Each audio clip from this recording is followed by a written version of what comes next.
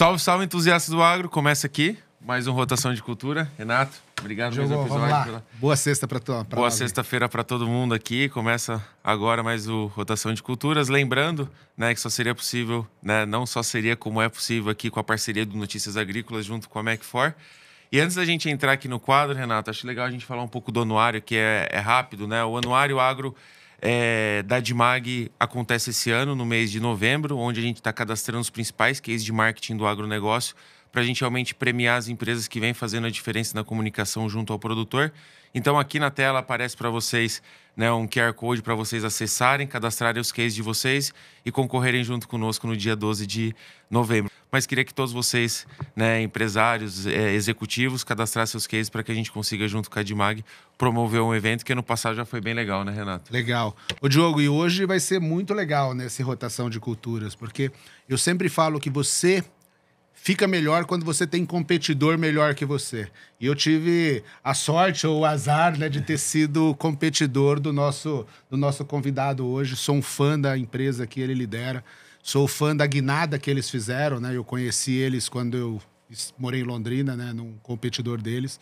E hoje vai ser muito legal para nós falarmos desse setor, né, pujante, e esse setor que sofreu os abalos, mas eles são um caso de como se levantou nesse abalo todo que nós sofremos no setor que nós vamos discutir hoje aqui. Perfeito. Também queria agradecer a presença do nosso convidado, que hoje eu vou dar as honras para você apresentar, mas eu acho que realmente é isso, a gente começar a cada vez mais discutir amplos espectros de negócios do agro e realmente entender, né, que o agro é do agro, né, e que são pessoas por pessoas, né, mas eu te dou a honra para apresentar o nosso convidado. Não, legal. Nosso convidado de hoje é o Alberto, é o CEO da Bela Agrícola, né, eu fui concorrente dele quando eu estive na distribuição também.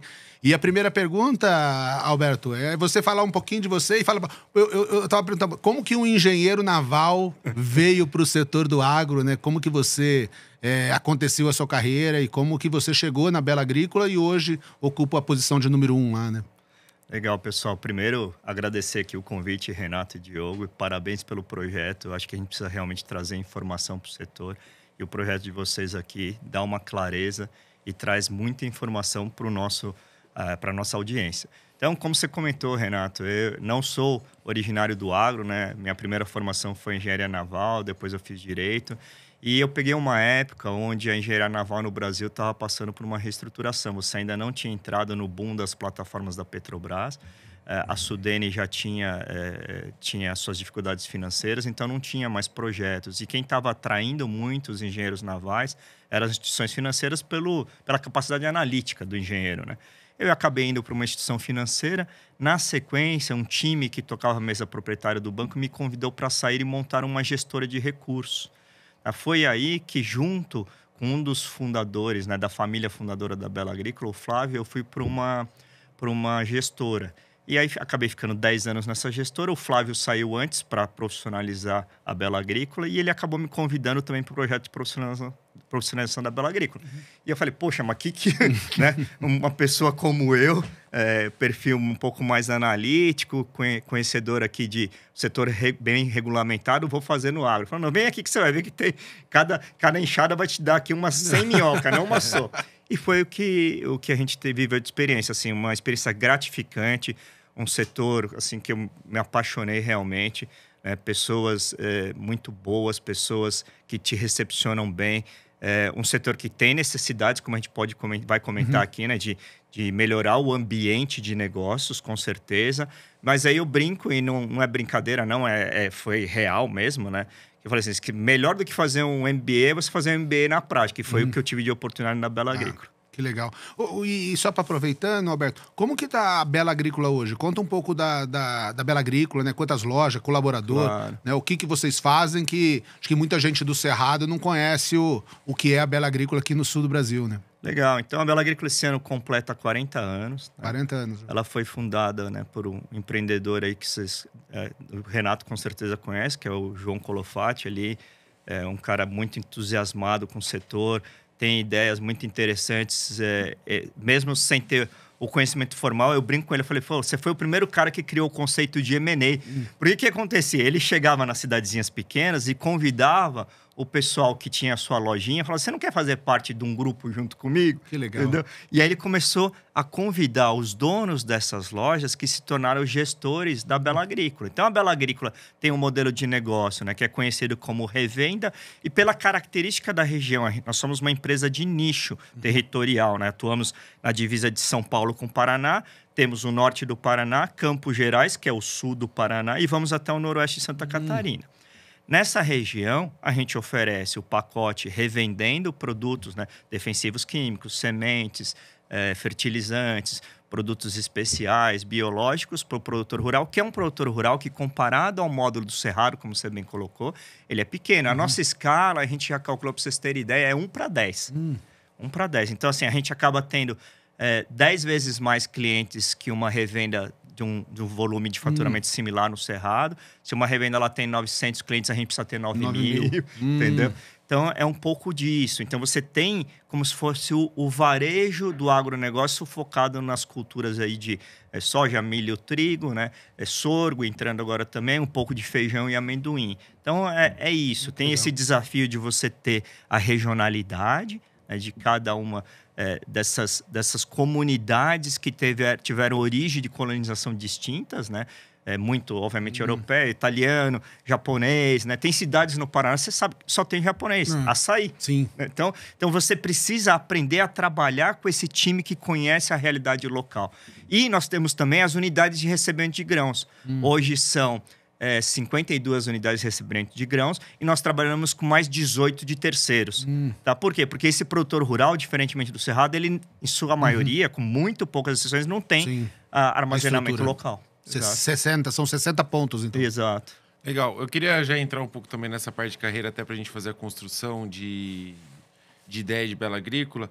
Você falou que você trouxe um perfil analítico, né? Eu acho que eu também, hoje a Macfor é uma empresa de publicidade, né? Eu sou engenheiro agrônomo, eu tenho um sócio que é matemático e o outro que é publicitário. Então, numa empresa de publicidade, nós temos essa vertente muito pelo fato de análise, né? A gente fala assim, a gente é uma empresa movida muito a dados, porque nós somos analíticos e tem dado certo justamente por isso, porque cada vez mais um setor como o agro carece de dados, né? Das informações, dos cruzamentos de dados. O que você vê, né? Principalmente falar um pouquinho só de carreira para até depois a gente entrar no negócio. Como que você vê hoje a visão do CEO sendo mais analítico, né? Qual foi o que você sente isso como grande diferencial na sua carreira? O fato de você ter sido analítico, né, na entrada para hoje se tornar CEO de uma empresa de sucesso no agro. Vamos lá, excelente ponto, Diogo. Eu tive que fazer uma transformação importante, apesar de ter a formação em Direito, que fez um pouco desse equilíbrio do analítico, eu tive que transformar a minha carreira em uma carreira voltada para pessoas. E aí, onde entra dados? Aí eu comecei a conectar as coisas. Os dados entram para te ajudar na tomada de decisão descentralizada, né? A empresa, como a maioria das empresas brasileiras, eu vi um dado que parece que mais de 90% das empresas brasileiras têm origem familiar, tá? Inclusive bancos, né? Você tem a tendência de ter muita centralização na decisão. O dono, que é óbvio, ele que criou aquilo, ele quer estar por dentro de tudo e decidir tudo. E o que acontece? Isso tem lado bom e lado ruim. A decisão pode ser mais rápida, mas o time não aprende a decidir. Então, quando eu cheguei na Bela Agrícola, um dos primeiros desafios foi assim, pessoal, nós temos um sistema, né, que chama-se lá de ERP, né? Tem dados aí dentro. Eu falei assim, eu quero ver isso, quero ver a margem do produto tal. Ah, não, tem que criar um relatório. Eu falei, não. Esse dado que está aí tem que sair para cada um das nossas áreas para eles terem essa informação. Hoje isso ficou difundido. Quando eu cheguei lá em 2012, 2013, não era algo como falar em BI, falar em Big Data. E a gente precisa tomar cuidado, Diogo, porque às vezes a gente vai avançando nos termos de tecnologia e a gente não desmistifica isso. O que a gente precisa hoje é, tanto na ponta quanto na empresa, dados para você tomar decisão, não só baseado em dados, sempre vai ter necessidade do feeling. Quando você vai para CEO, o que acontece? Esse percentual aumenta. Eu acho que hoje eu devo estar no 65 ou 35. 65 dados, mas 35 tem que ser feeling. Você não tem toda a informação, muitas vezes, para tomar decisão, porque o setor, e o Renato sabe muito bem disso, ele é diferente a cada ano. Exato. Não tem repetição. Talvez algum padrão climático, tal, mas é muito difícil. Então, o feeling... Quanto mais você vai subindo na carreira, você tem que ir ajustando isso. Você vai errar, mas você precisa usar feeling também. Então, os dados é nessa linha. Eles ajudam muito a descentralizar e a velocidade de tomar de decisão. Legal. Ô, Alberto, cara, eu acho que você disse, né, que você fez um MBA e aonde você tá ali é um MBA dobrado, né? Porque os competidores seus são, na maioria, cooperativas que têm estruturas verticalizadas, uma fidelidade com o cliente e vocês conseguem o sucesso que vocês têm lutando contra esses caras. O que vocês fizeram, assim, de diferente para o agricultor para ter o sucesso de vocês, além de copiar o modelo, né? Dessa verticalização, da originação e tal. Qual que é o segredo de vocês terem essa fidelidade do cliente que vocês têm hoje? Até é inegável que o modelo cooperativista no Brasil é um modelo de sucesso. Ainda mais ali, né? Sim, ali você sabe, a gente brinca que é o ninho das cooperativas. Nós temos a maior cooperativa da América, ela vem do Paraná. Sim. Certo? Então, onde a gente tentou se diferenciar, e de novo, eu uso a palavra tentou porque é uma busca contínua de diferenciação. Você fala assim, não, eu faço isso, então me diferencio. Não, o setor vai atrás, as cooperativas têm se profissionalizado. Então, assim, é um parceiro de referência alta, onde a gente consegue, de alguma forma, achar alguns pontos de diferenciação. Primeiro, né, pelo estatuto da cooperativa, em tese, ela não deveria diferenciar os seus clientes na oferta. O que a gente procura fazer é realmente diferenciar os clientes na oferta. Mas isso, ao mesmo tempo, na prática, não gera um grande diferenciador. Tá? Você consegue ter consultores mais exclusivos, que não é aquela história de eu só passo aqui na propriedade, numa agenda pré-fixada, né? Eu vou criar o pacote para vocês, porque eu negociei com os fornecedores, então você tem o pacote A, B e C. Não, depois a gente pode falar, a gente tem alguns eventos onde a gente cria algumas ferramentas. E aí, ao longo dos anos, a gente começou a usar um mix de ferramentas financeiras com estruturas de vendas dos pacotes de insumos e ferramentas em grãos que começou a se diferenciar um pouco. Vamos dar um exemplo para tangibilizar. Estamos lá em 2022, né? Um ano similar ao 2015 no nosso setor, onde você teve um boom e achava que dali era só para cima, né? Normalmente, nesses anos, a gente tem uma dificuldade muito grande de fazer o que a gente chama de barter. Por quê? Porque quando os preços sobem, a perspectiva do produtor rural é que os preços vão subir mais ainda. E ele fala, por que eu vou fazer uma relação agora se ela vai ficar melhor no futuro?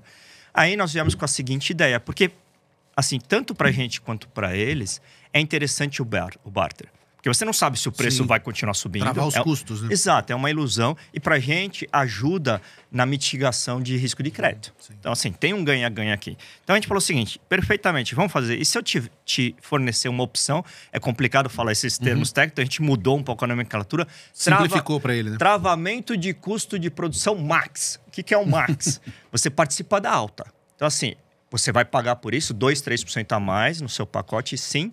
Mas se hoje está 120 a soja e qualquer período até a data da sua entrega você quiser fixar, ela foi para 150. Hoje eu quero fixar. Então você vai fixar no 150, esses 30 é a diferença que você vai garantir. Sim. Então isso é um modelo que existe uma engenharia financeira por trás e é difícil de ser replicado. Aí começa a ter diferenciação. Que legal. Entendeu? Então, esses são uns exemplos. Outros são exemplos mais técnicos que a gente também vai começar mais para frente. Mas, por exemplo, coisas muito conhecidas como construção de perfil de solo. Há mais de 60 anos, você sabe como a rotação de cultura é importante e como cuidar do solo para baixo é extremamente importante porque é o seu maior ativo.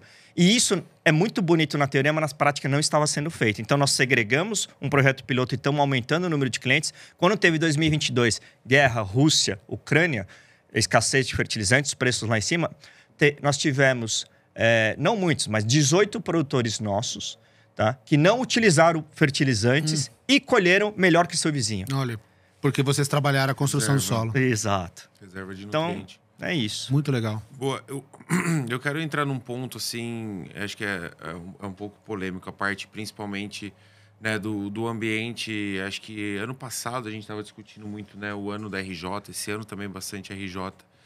E eu acho que o principal motivo da morte, né, de empresas como Lavoro, AgroGalaxy, foi desafiar o modelo de forma errada, né? Desafiar o modelo de forma errada, eu quero ouvir a sua opinião sobre isso, de desafiar, de entender que eles poderiam fazer o negócio, que antes ia bem, de uma forma desestruturada, ou posso dizer estruturada, eu não sei como que eu posso dizer melhor, de entender que um grande grupo poderia entrar no agro e que o relacionamento não era importante. Você acha que o motivo da morte de uma lavoura, de uma AgroGalaxy, foi ter desafiado demasiadamente o poder do relacionamento no campo ou não?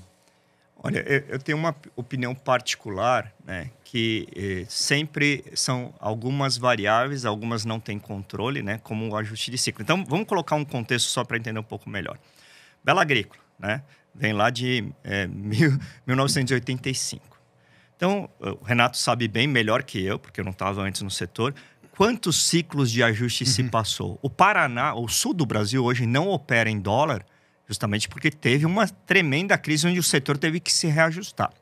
Quando você teve a crise, o ajuste do ciclo em 16 e 17, depois de um boom de 2015, o que aconteceu? As empresas ficaram baratas, né, e surgiu muita oportunidade de consolidação. E foi aí que as teses de private equity, que não existiam no setor, falava revenda, era um setor, vamos ser bem honestos, abandonado ali, marginalizado, né? Então, você veio com essas teses, mas acho que você colocou um ponto importante.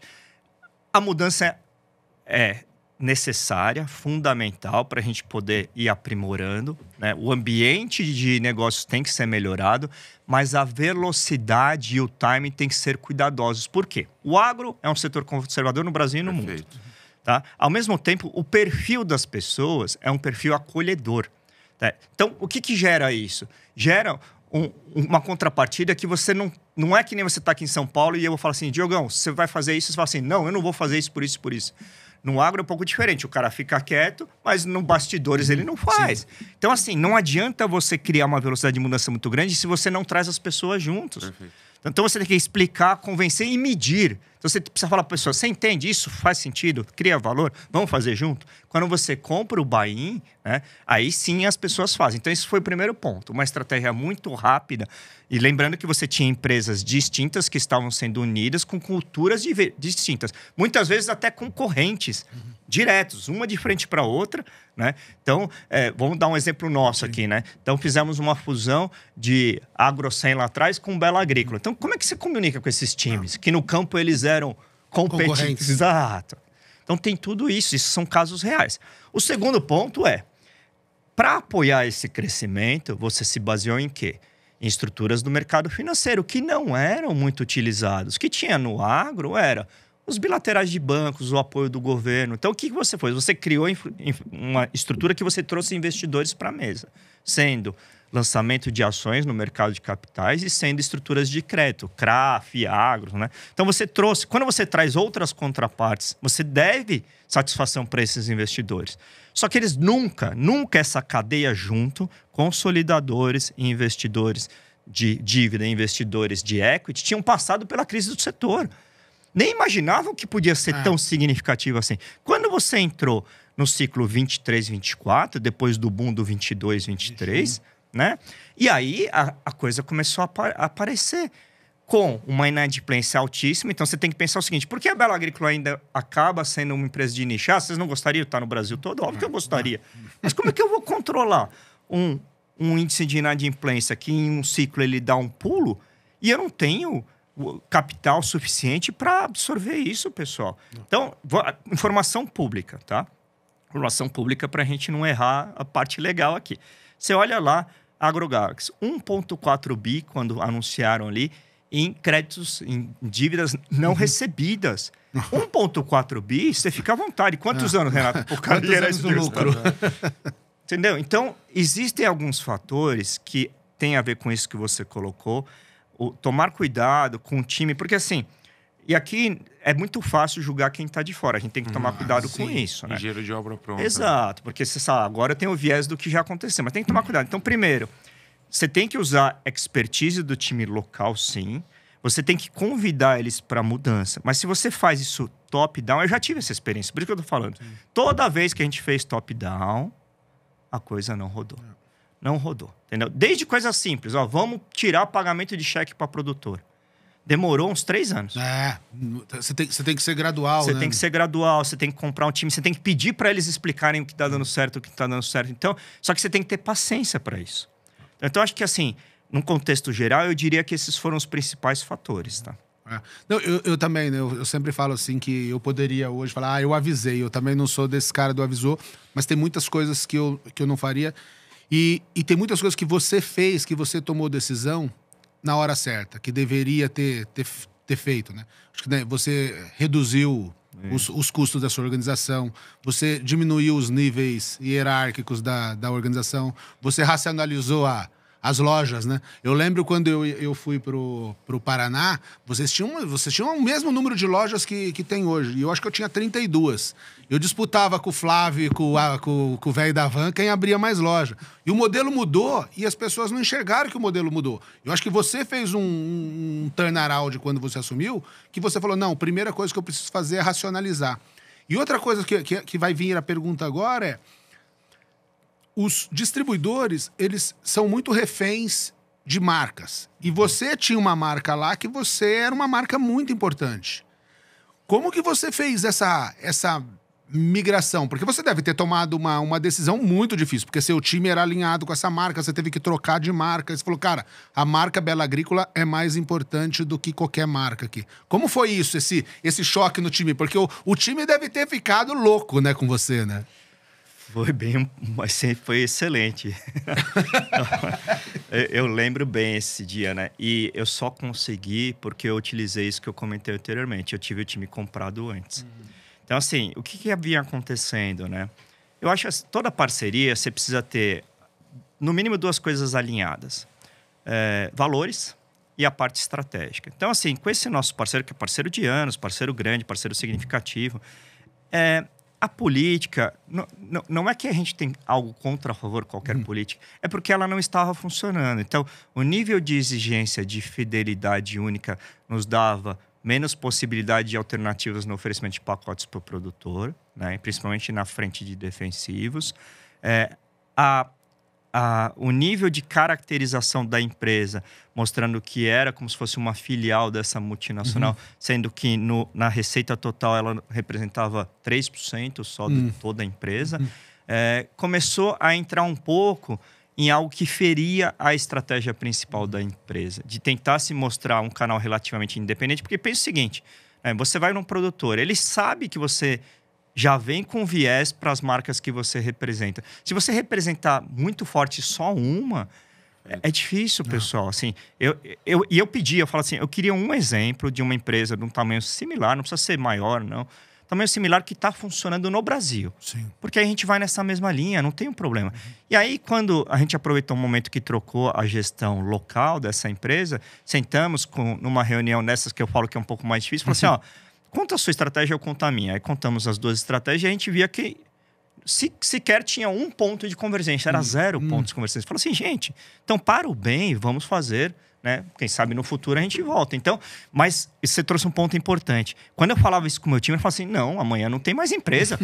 Como é que eu vou falar pro produtor que eu mudei e tal? Eu falei, gente, isso tem que ser um projeto que tem que vir de vocês, junto comigo. Então, o que a gente fez? Chamamos o segundo, o terceiro e falou assim, olha, vai abrir uma oportunidade aqui, vamos fazer? Fizemos um projeto de ramp-up, mudamos a identidade do time, ficamos muito mais próximos. Comunicação transparente, mesmo em momentos difíceis. O que eu falei aqui para vocês, eu falei pro time. Falei, gente, sentamos lá, conversamos. Isso. O que vocês acham? Realmente não dá. Então, transparência, né? Foi a melhor decisão? Foi a melhor decisão. É dura? É dura. Vamos virar? Vamos virar. O contexto ajudou, porque foi 2022. Então, a gente não sentiu muito, entendeu? Então, foi um pouco disso. Mas, de novo, voltando. Comunicação, liderança de suporte, não liderança top-down. Ó, eu tô com vocês aqui. Exato, se vem alguma coisa contra, eu pulo na frente. Mas, por enquanto, eu vou por trás, né? Te apoiando. Então, foi muito disso. É a liderança servidora. Servidora, exato. Nesse momento tem que ser. Exato. E aí, eu acho que a gente tá olhando para dentro de casa, quando a gente olha para fora de casa, porque você tem essa mudança interna. Como que a percepção do mercado assim, eu falo, dos clientes de vocês, pós, né, mudanças, você percebeu que teve uma mudança de relacionamento, de percepção de valor? Como que você percebe? Isso era o maior receio, Diogo. por incrível que pareça, não tivemos. A gente faz anualmente uma medida do NPS, né, que é algo mais qualitativo do que quantitativo, e a gente ficou impressionado com os resultados. Mesmo na pesquisa pós a mudança, o produtor não sentiu isso. Olha que interessante. E muitas vezes isso acontece. É algo que você cria internamente. O que eu tenho percebido é que as nossas maiores barreiras são internas e não externas. É a forma como você se comunica e se posiciona para o nosso cliente, entendeu? Sim. Então, vários exemplos disso, né? Eu comentei aqui de a gente retirar cheque, a gente pagar boleto. Agora, pessoal, olha que interessante. O nosso cliente, ele assina tudo digitalmente em função da pandemia. Mas deu um crescimento... Você fala assim, mas peraí, esse cliente não paga boleto, como é que ele vai assinar digitalmente? Mas tem um senhorzinho de 80 anos. Eu falei, gente, cuidado, para a gente não usar a exceção para justificar a regra. Hoje, mais de 94% dos nossos clientes assinam todos os contratos digitalmente, recebem a cópia no seu e-mail, assinam direto do seu celular, sem precisar de uma chave, então com custo barato, certo? E garantem seu contrato e garantem para a gente toda a formalização de crédito. Antes tinha que pegar a assinatura, ir no cartório. Não, o cara clicou, tem uma CPR, registrou na B3, tudo ok. Alberto, isso é legal, né? Eu fui da indústria, depois eu fui pro varejo agrícola. E eu achava que o varejo agrícola, ele era igual o varejo de eletrodoméstico, né? Por isso que eu falei, eu comparava o velho da Van, que eu sou fã dele lá, e falava, cara, eu preciso fazer igual esse cara.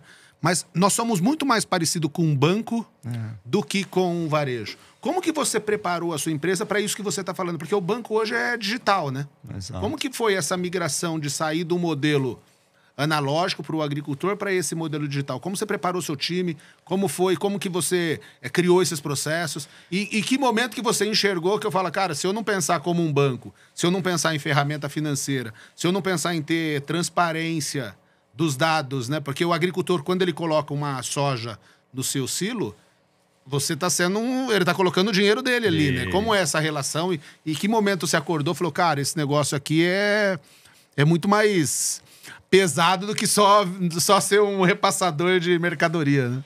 Excelente ponto, Renato. Quando a minha primeira função, ela foi o que a gente chama hoje, né, do diretor operacional, assim, vamos dizer. E eu cheguei até, inclusive, o time comercial durante o período sob minha alçada. Depois eu migrei para o time financeiro. Então, eu fiquei responsável pelas finanças. Nessa transição, como eu vinha de uma visão de negócios, quando eu fui para o financeiro, eu mantive aquela visão de negócios. Falei assim, gente, o financeiro não é simplesmente para você... que onde tem um conflito natural, né? Para você ter um crédito que restringe crédito e um comercial que quer vender. Não é isso. É como a gente acha ferramentas para fazer negócios seguros, tanto para o cliente quanto para a Bela Agrícola. Esse foi o conceito. E é o caminho, Renato. Os bancos digitais estavam nascendo com muita força. A gente teve que adaptar porque a nossa curva de adoção é distinta de uma curva de geração que vai para um banco digital. Apesar que nós temos, sim, no agro, a nova geração vindo e adotando muito mais o digital. Então, a gente fala assim, olha, vai ter que ser alguma coisa. Por isso que você tem que vir criando expectativas. O pior que pode existir é você quebrar expectativas, que é muito que tinha no relacionamento entre indústria e revenda, né? Falar assim, gente, qual que é a nossa expectativa? Vamos colocar aqui que talvez em 3, 4 anos a gente vai aumentando essa curva de adesão. Então, vamos começar 10% no primeiro ano. E aí a gente vai melhorando essa adoção. Então, foi gradual a coisa. O que a gente teve que fazer? Não tinha tecnologia, então não tem nada pronto para o setor. Então, você teve que procurar parceiros, teve que fortalecer o time. E uma coisa que a gente aprendeu e que isso dificulta muito a gestão de empresas, pessoal, é as famosas caixinhas. A caixinha, chamada área, departamento, ela atrapalha sobremaneira. E eu ainda tenho esse sonho, tá, de ter uma empresa que não tem nome de área. É time que faz network interno. A gente começou a trabalhar isso. O que a gente criou? Tem um problema. O que a gente precisa para resolver esse problema? Precisa do cara com essa especialidade, essa. Vocês são um time, vocês têm autonomia até esse limite, toca aí o projeto. Começou a funcionar. Só que, assim, qual que era a dificuldade? Tinha que ter alguém, normalmente eu, indo lá, criando time, acompanhando. Agora, isso foi se espalhando na empresa e eles autocriam o time, entregam a solução e falam, a gente entregou isso, funciona, funciona. Entendeu? Então, esse foi o desafio. E um desafio que a gente não tem muito no setor é a dificuldade de acabar rápido com os projetos que não têm tração. Porque a gente fica com aquela sensação que chama, né, do viés do custo afundado, né? Que fala assim, não, mas eu já coloquei esforço, tem que funcionar. Não tem. Entendeu? o custo de virar ele é mais rápido se ele está no início. Então, quantos projetos a gente não terminou? A gente tinha um projeto, vocês estavam, né, falando sobre máquinas e tal. A gente tinha um projeto que era, a gente tinha vários equipamentos que faziam agricultura de precisão. É necessário. Mas a gente era o melhor cara para fazer isso? Não. Virava um side business e ficava deixado de lado. Então, o que a gente fez? Chamamos uma empresa, vendemos equipamento e falava, você vai ser nosso parceiro de prestação de serviço. E nessa mudança de chave interna, nessa mudança de gestão, como que você vê que isso gerou valor na ponta? Né? Porque eu sei que você faz várias mudanças internas, então você consegue ganhar tração, agilidade, senso de dono dentro do time. E aí, quando você sai para o cliente, qual que é a percepção? Lógico que ele não tem a percepção do que acontece dentro do escritório, não sabe o que vocês estão fazendo. Mas o que isso reflete para vocês junto ao produtor? Porque reflete, né? Reflete. Eu acho que talvez, e a gente isso é algo em progresso, né? Não dá para falar que a gente tem excelência nisso. Eu sou bem humilde em relação a essas coisas. Mas acho que uma coisa que a gente aprendeu é assim, quem faz o acesso ao cliente, é muito difícil você ter essa pessoa com conhecimento macro geral em tudo. Gestão financeira, gestão de pessoas, gestão tributária, gestão técnica. O que você foca normalmente é na técnica, né, que é o que ele está mais próximo ali. E ele aprendeu a trazer para dentro da empresa as necessidades. Então, a gente começou, por exemplo, o produtor tinha uma necessidade, uma carência muito grande, e eu não sei se era proposital, mas não havia transparência de formação de preço da commodities. E aí o nosso time teve a ideia. Nós pegamos essas empresas que fazem, né, o acompanhamento diário, né, empresas que estão ali no trading de commodities, contratamos eles e semanalmente a gente chama os produtores e o nosso time interno e faz um painel falando o que está acontecendo sobre commodities. Então, assim, esse senso de dono deu liberdade para eles criarem como algo que eu não sou especialista, eu trago para uma área dentro da empresa que vai fazer uma comunicação melhor com esse produtor. Aí o produtor começou a ver valor. Outro exemplo, time de marketing. Poxa, como é que eu me comunico melhor com esses clientes? Tiveram uma ideia de criar um conselho de clientes. Que legal. Rotativo a cada 2 anos. Então, você chama representantes de diversas regiões, diversos tamanhos, e é algo múltiplo. Então, você chama um mediador e ele fala assim, o que vocês estão sentindo que a Bela não está entregando? E a Bela fala o que ela precisa de contrapartida para continuar evoluindo. E a gente tem devolutivas. Então, de novo, se você cria senso de dono, eu estou dando os exemplos que funcionaram. Tem muitos exemplos que não funcionaram. Entendeu? E você tem que ter paciência. Todo final de ano eu faço... vamos chamar assim, a gente chama de accountability. Assim, eu faço uma demonstração de contas de quanto a gente jogou na conta erro. E eu falo que essa conta erro é conta de capacitação. Teve ano, pessoal, que a gente jogou dezenas de milhões de reais na conta erro. Nossa. Dezenas de milhões de reais. Só que eu falo assim, isso é para demonstrar quanto a gente investiu para aprender. A gente não quer, não é, Alberto, você é um cara que aceita erros. Não. Não é isso. Eu aceito erros de primeira ordem, daquilo que você errou sem dolo, sem intenção, e para aprender. E arriscou, né? E arriscou. Porque é isso. Hoje, se você não arriscar, se você não tiver um time que arrisca, você não vai conseguir se diferenciar e fazer o futuro do agro. Exato, eu falo muito isso, né? Eu quero que o meu time caia correndo, não quero que o meu time caia parado, né? Para cair parado, não dá. Eu falo muito que a projeção, né? A diferença de um júnior para um pleno para um sênior é o número de erros que ela cometeu e aprender. Então, o júnior, na bagagem dele, tem 20 mil erros. Um pleno, ele vai ter que pegar outros 5 mil. E o sênior, mas cada vez você vai diminuindo, mas conforme você vai seniorizando, os problemas são maiores, menos problemas, só que problemas maiores. Então, acho que é muito a capacidade de você pegar os erros, né, e aprender com eles e não cometer de novo, que eu acho que é muito parecido com isso. E quando você trabalha assim, você estava falando sobre o cliente entender, chegar para o cliente, a proposta de valor. Hoje, como que a Bela Agrícola se difere, né, na área de atuação de vocês? Porque vocês têm concorrente, qualquer lugar hoje existe concorrente. Qual que é o principal ponto ali de diferencial de Bela Agrícola e de percepção de valor da Bela Agrícola pelos clientes que vocês atendem? Não a única, né, mas uma das poucas formas que você tem para se diferenciar num ambiente como esse é realmente fazer um contato mais preparado e tentar gerar uma oferta um pouco mais adaptada à realidade do cliente. Vou dar exemplos, né? Você tem muitos clientes, uns 25% dos clientes, eles têm capacidade de geração de caixa. E com uma taxa de juros tão alta como essa, não faz sentido ele fazer compras a prazo. Ele pode deixar um pouco do risco para o prazo, porque ele pode ter a incerteza da colheita, mas boa parte ele poderia fazer agora. Por quê? Porque no mínimo CDI 15% ele tem que ter desconto. No mínimo. Tá? Só que quantos do seu time tem esse conhecimento para oferecer isso na ponta? O cliente está lá, ele está discutindo 10 centavos num produto, né? E eu não estou exagerando, é isso mesmo, né? Num pacote, num produto, sendo que você fala assim, eu tenho 15% aqui, entendeu? Você quer dividir esse risco, como é que a gente faz? Como a gente protege? Isso é uma frente. A outra frente, que a gente tem trabalhado muito, é você cria times que entendem muito o quê? Vamos ser bem transparente entre nós aqui. Entende, primeiramente, de vender defensivos químicos, depois fertilizantes, depois sementes, depois produtos especiais. Tem que mudar um pouco isso. Você tem que ser um cara técnico geral, adaptar para o cliente. Tem cliente que você tem que falar assim, amigo, ainda não é para você. Não é para você, porque se você investir nesse nível aqui, da forma que você conduz hoje o seu negócio, você vai ter uma probabilidade menor de ter lucro. E hoje, os ciclos deixam margens bem apertadas até para o produtor. O produtor que está arrendando, pagando arrendamento alto. Então, assim, se esse cara... Qual que é o nosso desafio hoje? A gente tem preparado esse time, preparado mesmo. Para você ter ideia, toda semana tem reunião com toda a liderança da empresa e comigo, durante 2 horas, toda semana. Por quê? Porque qual que é a dificuldade? Você tem um time descentralizado na ponta, né? Que não está dentro do escritório, está ao ar livre. Está longe de você também. Como é que esse cara vive o momento da empresa? Tá? Então, assim, olha, até coisas mais simples. A região próxima à sua, incidência de cigarrinha.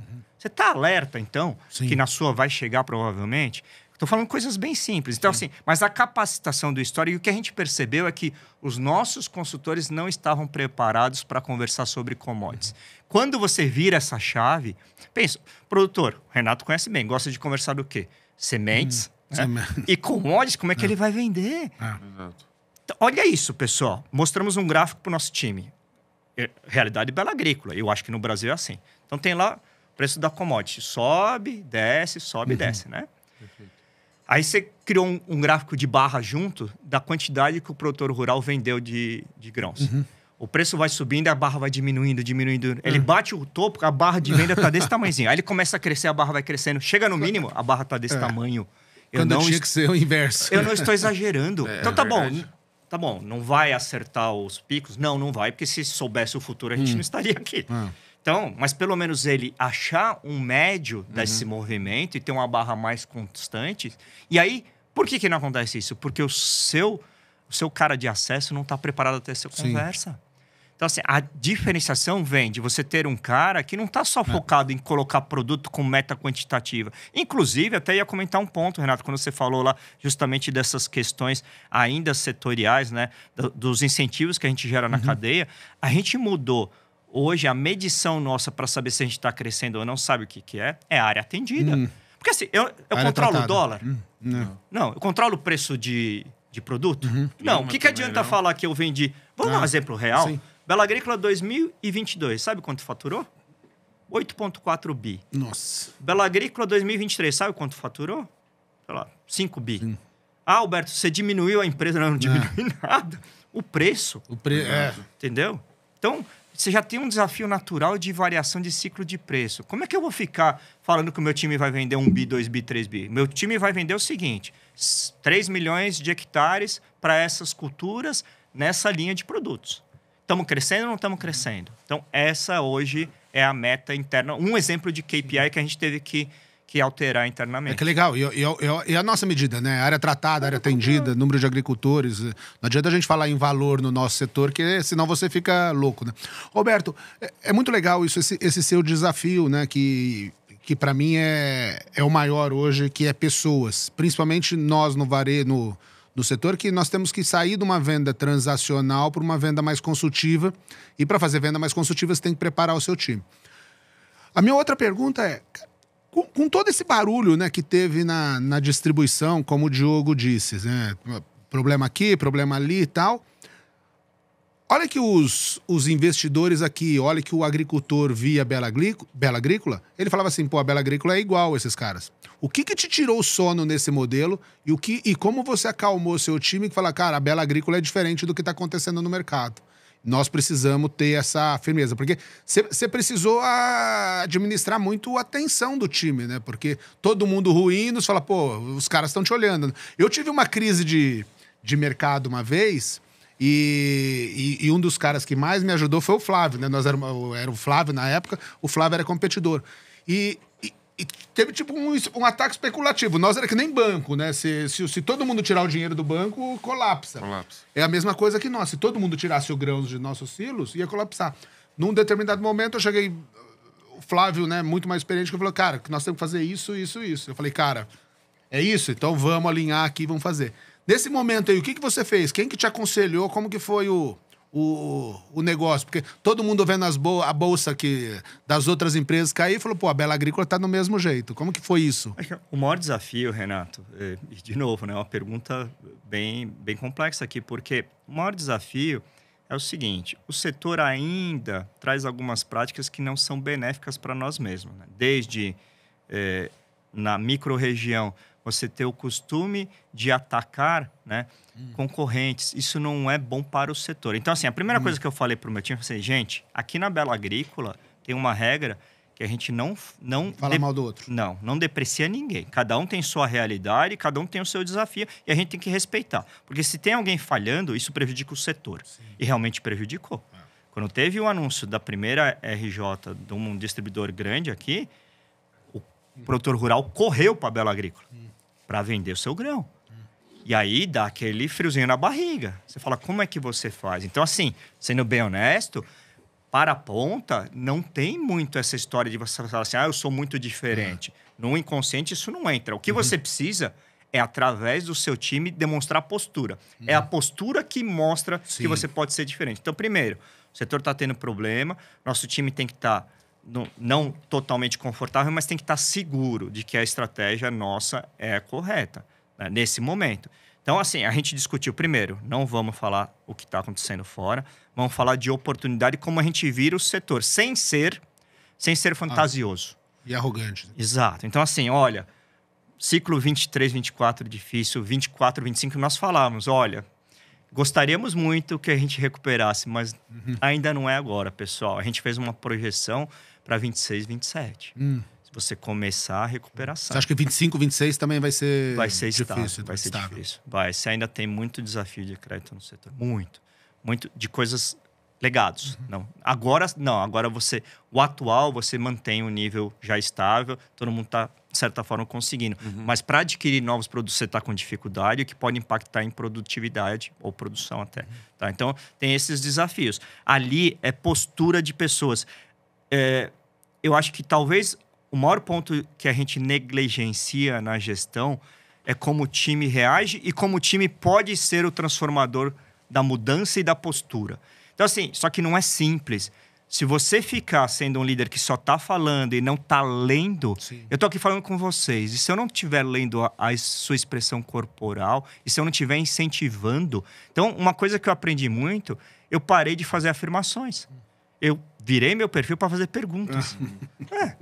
Porque pergunta faz a pessoa participar. Então, eu falo assim, estamos vivendo esse momento, pessoal. O que vocês acham, né? A gente deve fazer isso? Porque também se ficar muito genérico... que legal. Né? Não, isso não. Por quê? Porque isso vai gerar esse desconforto para o produtor. O que a gente deve fazer? E o maior desafio de todos, inclusive está lá na nossa meta de mudança cultural, até a palavra eles queriam mudar. Conversas difíceis. Conversas difíceis, elas engrandecem, elas melhoram o nosso relacionamento. A dificuldade hoje que se tem num time, e eu falo Bela Agrícola, porque eu não sei da realidade dos outros, eu tenho um relacionamento muito bom com o Renato e o Diogo, são meus clientes, adoro eles. Mas se eu tiver que falar assim, Renatão, você precisa pagar a conta, cara. Eu não vou conseguir. Renatão, aquela semente vai atrasar uns 2 dias. Né? Então, assim, é isso, entendeu? O cara conseguir entender que no relacionamento você tem muito conversa boa, mas às vezes você tem que ter conversa difícil. E aí que tá, num momento como esse... Ter conversa difícil com o time, encarar a realidade de frente. Gente, eu tô falando aqui, vocês falam, mas isso é óbvio. Não é óbvio. Não é óbvio. Quando você vai pra prática, você vê até pessoas assim, baixando a cabeça.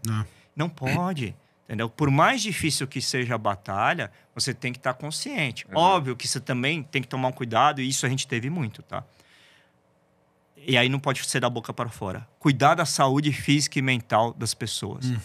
Entendeu? Eu passei por isso, pessoal. Quando foi setembro do ano passado, eu entrei num colapso que eu falei, o que está acontecendo? Eu comecei a tentar controlar aquilo que eu não tinha controle. Fiquei sem vontade de comer, sem vontade de levantar da cama. Puto. E eu falei, não pode acontecer isso. Eu falei, e no meu time, será que não está tendo isso? E a gente foi ver e tava. Porque o ser humano, na sua fragilidade, ele não quer se expor em situações. Sim. E ele não falava. E a gente começou a falar... Eu peguei o meu exemplo, falei assim, cara, não existe líder super-homem, super-mulher. Entendeu? Então, assim, eu contei o que eu passei em detalhes. Falei, se você estiver passando por isso, se abra, porque tem solução. A minha demorou de 8 a 9 semanas para eu começar a ter uma luzinha. Então, olha como é sério isso. Então, você ter as pessoas também bem... Aí você começou a ver um time... Porque assim, você fazia aquelas campanhas. Vamos fazer a campanha quem emagrece mais. É tudo pontual. Assim, cara... Primeira coisa, se você não estiver bem com você, você não vai estar bem com ninguém. Exato. E a gente começou a falar isso toda reunião. Toda reunião tem uma pauta nossa que é... o check tem um contato de valor. A gente faz na abertura da reunião para falar de segurança. Sim. Porque, pô, você sabe... Os caras estão na estrada, né? Estrada e os acidentes de silos. silos, puta. Então, assim, segurança, primeiro lugar. Saúde física e mental. Com isso, você tem um time... que quando você vai ver o cara trabalhando, pô, tá com um monte de dificuldade, mas você olha e fala, pô, esse cara aqui tá bem. E a partir daí, você consegue demonstrar uma postura diferente pro produtor que gera confiança. Perfeito. Tá? Perfeito. Legal. Eu acho que o papo tá...